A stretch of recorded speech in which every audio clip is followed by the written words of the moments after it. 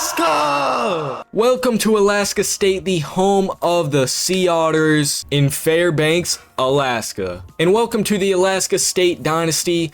The people have spoken in the poll. If you didn't get the vote, tough. It was kind of a blowout, so starting from basically the ground up as a 63 overall team in our inaugural FBS season, we brought in a brand new head coach. Previously coaching at West Anchorage High School, Zantac McDowell. Coach Zantac bringing in a pro-style offense and a base 4-3 defense. Our pipeline is Pacific Northwest, of course, and we got a little bit of aggressiveness on that offensive side. And we're coming in at a whopping 5'11", 285 pounds. We are starting with a motivator background, and I did take over Hawaii just so that we have like the most accurate recruits like around us, because I didn't want to be at college like Kennesaw State and then all the recruits just being from Georgia. Didn't feel like that would make much sense, and I also wanted some accurate team prestiges. So our offensive coordinator Kyle Owen is bringing in the scheme guru, and it looks like he's also got a little bit in recruiter on the QB side of things. We got big rating boost to our quarterback, fast tempo in a ground and pound offense. Defensive coordinator, we got the master motivator on top of our head coaching motivator, so he's giving a little bit of boost to some players. And our head coach is going to, the first upgrade which I'm gonna do is we are going to be trying to boost that O-line. On to the Alaska State roster. Now, we do have quite a few people over 70, two of which being kickers, one of those being a punter. We're going through the key players. We will do a full roster breakdown, but I really want to show off some of these players here. William Gazen Jr. He comes from a high school in Texas, standing 5'9", 186. Very, very hard-hitting safety in the box quite a lot, disrupting a lot, breaking up a lot of passes with those big hits. And he is named after his dad, William Gazen, who was a safety only in high school. He cut his career short. He could not make it to the collegiate level. And we have a freshman kicker, one of the best kickers in the nation, never missed a single kick in high school. 5'8", 161 pounds. I mean, what else should I say about a kicker here, man? I don't know. Absolutely drills them.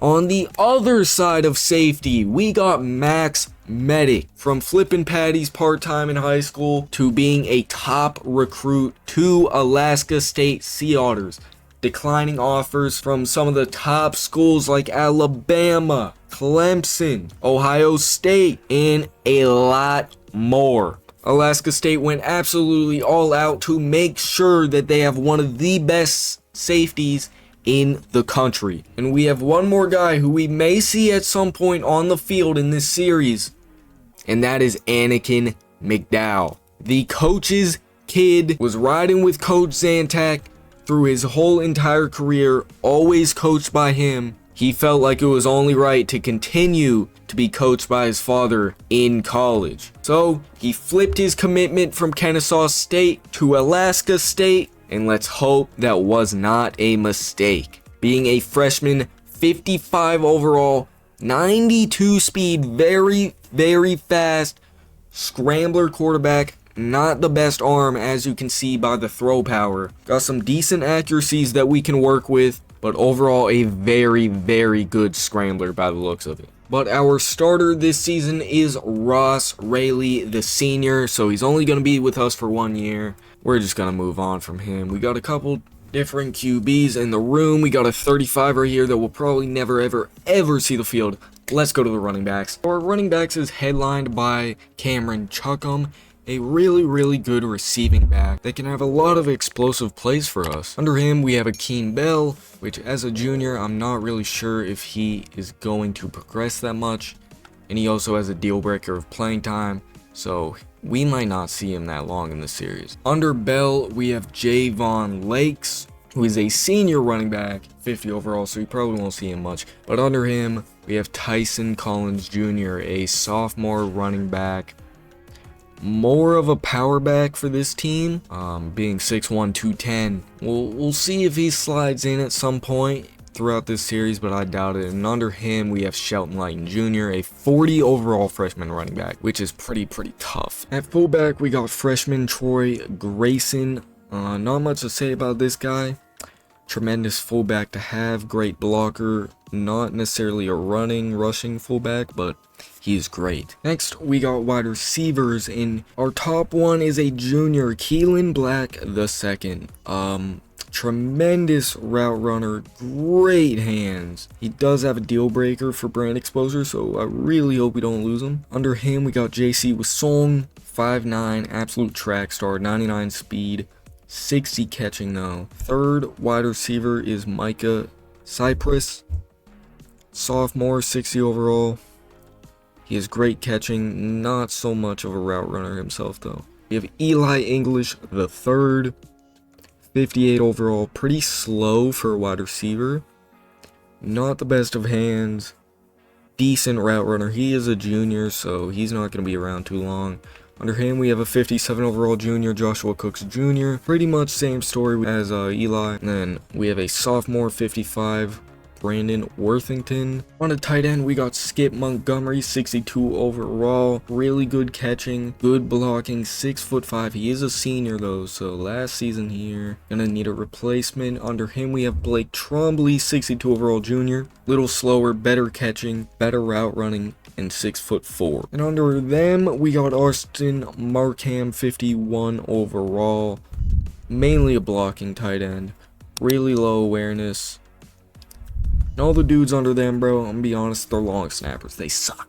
For offensive line, I'm only gonna be covering mainly the starters unless we got a similar overall coming up, because I'll be here forever. Left tackle, Isaiah Morrow Jr. He is a junior, and he's a junior. But he's a junior, you know what I'm saying? 67 overall, pretty good on that left side, one of the better offensive linemen that we got. Left guard, we got Tyreek Tucker, senior, 68 overall. And then under him, 61, Keon Downs, who is a sophomore, and he's already getting boosted to a 62. This guy's probably going to be the replacement here. So, center, we got Dylan McCollum. We're going to have to recruit his replacement in the upcoming year. He is a junior, so he's getting there. Right guard is really tough. We got Torrey McGlynn, senior, 57 overall, and there's not really anyone close to him, so we're screwed. Right tackle, we got Sam Settle, 62 overall senior. Under him, we got Chance Nance, 51 overall junior. So on the right side, we are pretty screwed. Not gonna lie, it's looking really bad. Defensive line, I'm covering the starters unless we have a really good freshman coming. Left end, Devin Montrose, 64 overall junior, 72 speed. Pretty solid option. Right end is not so good options. We have a 59 overall senior, DeMarcus Mercer, and under him, a 58 overall junior, Jalen Means. Insanely fast and freaky athletic, but he's just not good at football. Defensive tackle, though, is one of our bright spots. We have a 63 overall junior, Jarek Francis. Under him, we have a 61 overall Byron Scruggs. Scruggs is a sophomore, too, so that is really good. And under Scruggs, we have Kai Gentry, who is a 60 overall senior. Pretty much same go around with the linebackers here because they are absolutely horrendous.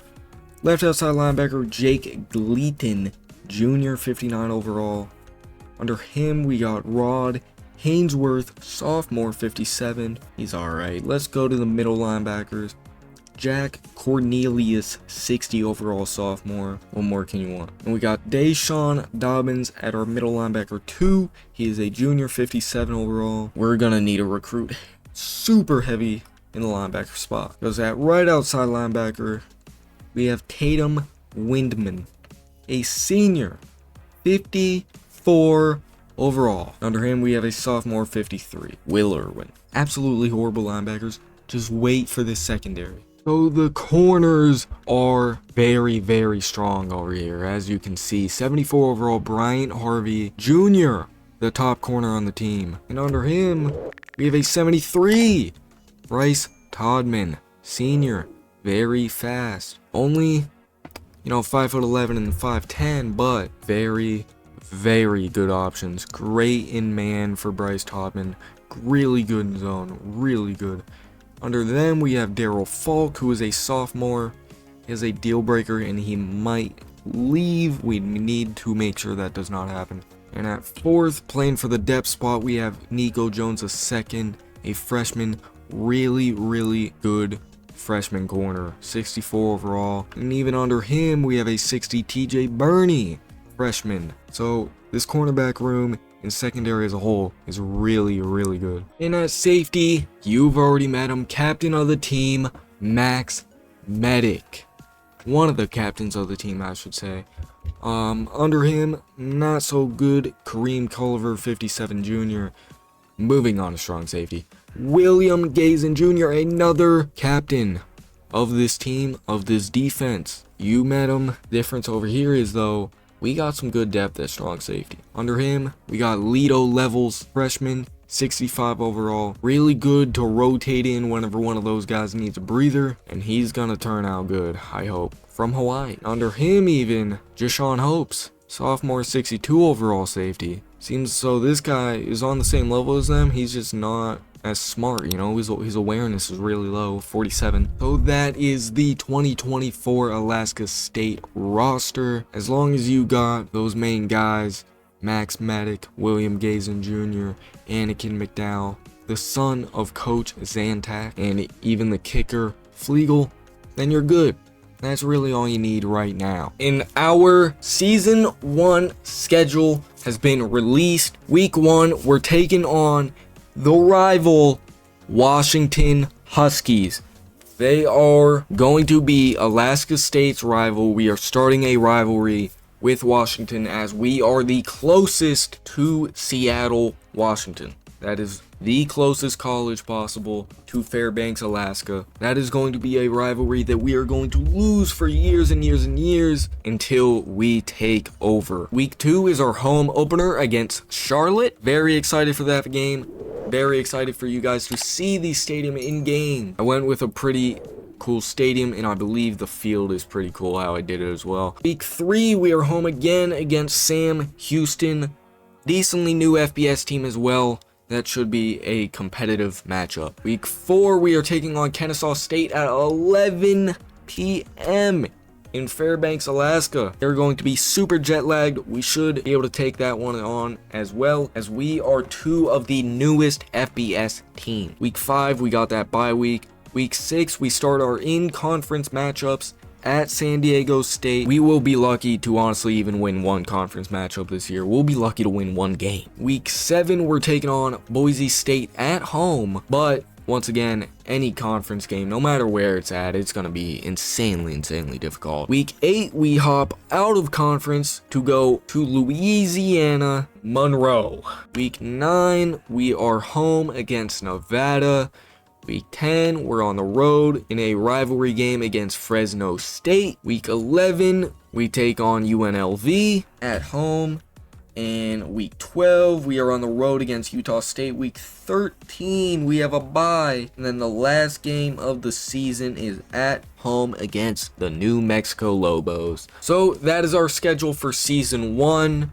I think we have a couple winnable games. We really have no idea until the season actually starts. Now, on the recruiting end of things, we have actually pretty decent grades for our school here in our team prestige. Now, championship contender obviously is a D. We do not have a chance whatsoever. We're not going to improve it whatsoever. We are going to be at the bottom of the list here very soon on the right. Program tradition, we do have some really good tradition, but it could possibly go down. We have no one at risk of transfer for that right now, but we want to keep this grade decently high in the middle there. Now, campus lifestyle, being that we took over Hawaii, of course it's A+. Who wouldn't want a campus in Hawaii? But our campus here in Alaska is actually really beautiful, and I believe it takes an A+ as well. You're right in the middle of nature. Alaska, it's some of the greatest scenery around campus that you can think of. We deserve that A+. C+ stadium atmosphere. Our stadium does hold a maximum of 30,000 people, but our average is 9,000, and we do need to up the home winning percentage And the home attendance percentage will go up with that as well. The pro potential obviously is very low. We have not had any really draft picks out of here. So being a C- is pretty fair, and it will probably go down as well because we're definitely not getting anyone drafted after this year. Brand exposure, being that we are in Alaska, we don't really have any national TV games, we don't have any games of the week, and we're not going to be seeing the playoffs. But streaming games, I don't believe we have any of those either, but it does have an impact to brand exposure. Hopefully we have some of those. Academic prestige, in the classroom, we are rated a C. Not the greatest school, but for Alaska, top tier. C+ conference prestige. You know, the Mountain West is pretty good. Being the 7th best prestige in college football, we get that C+. B+ coach stability. I believe this is just because we created a brand new coach, so that could move. Coach prestige B+ as well. Believe that's because we're a brand new head coach, but the coordinators also have some impact on this one. Now the athletic facilities, yes, they are very bad. We work out in a basketball gym, but to improve this, we got to improve the team prestige. So not really much we can do about this other than wait. In proximity to home, since we are in Alaska, I'm scared that we are going to have anyone. As you can see on the right here, closest QB prospects, all of them are F. Let's go to running back. All of them are F. Fullback F. Wide receiver F. No one is close to home here. Rarely any recruits come out of Alaska, but if any of them do, best believe we are picking them up. Playing style, we will figure that out during the season, how things are going. And we're gonna have to change things up if people want out of here. Now, only starting with 400 hours, it's not the absolute worst, but it is also not the best. If we go by interest here, it's really only gonna be 1 stars. Might have a 3-star scrambling QB in there. He just wants some playing time. He just wants to prove a point. We might be able to go out and get him. I mean, I doubt it though, man. A lot of 1 stars. A lot of 1 stars. I don't know how much scouting I'm gonna do because we really just need players on the team. Got a couple more 3 stars in here. Of course, they are QBs. That is, it seems to be our only chance. Oh, 3-star tight end running in here. He just wants playing time. He already has an offer from Western Kentucky. I feel like we're slipping out of the running there. A lot of 1 stars. You get the idea. So hopefully that gives you an idea of how truly hard this rebuild is going to be. We are mainly going to be focused on getting 1 and 2-star recruits, while 3 stars are going to be basically Alaska's 5-star, because we cannot possibly get any higher than that, and we have such low hours that if I go after a bunch of 3 stars, I'm gonna be losing out on a bunch of other recruits whenever I really just need players on the team. But this episode was just going over the team, an introduction to this new college. Episode 2 is gonna have a couple games. I'm gonna be playing the key moments, just trying to help progress our key players that we need to progress. Actually, we need to progress everyone. So make sure y'all boys sub. We are on the road to 900 subscribers. Make sure to hit the like button. Oh, and turn on that noti bell too, bro. Stay tuned for episode 2. It's gonna be longer than this one. It'll be a great video to eat a big old meal and just feast up, bro. Hope y'all enjoyed. I'm out, man.